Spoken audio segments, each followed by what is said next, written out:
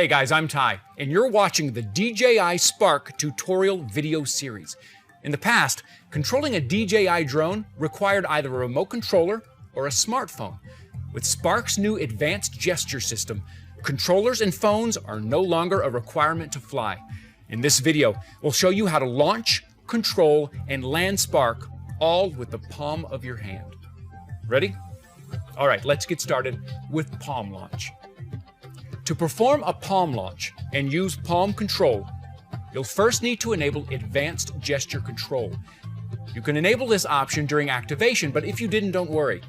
Just go to Visual Navigation Settings in DJI Go 4 to turn it on. DJI also recommends installing propeller guards when using these functions. Now to get started, power on the aircraft. Then, place Spark on your palm with its nose facing toward you at eye level. When the rear LEDs start flashing yellow, tap the power button twice to launch FaceWare. When the camera detects your face, the front LEDs will flash green and the motors will start. Solid yellow front LEDs indicate Spark starting to recognize your palm. If the front LEDs flash yellow, that means you're either too close or too far away from the aircraft. Go ahead and adjust your position accordingly.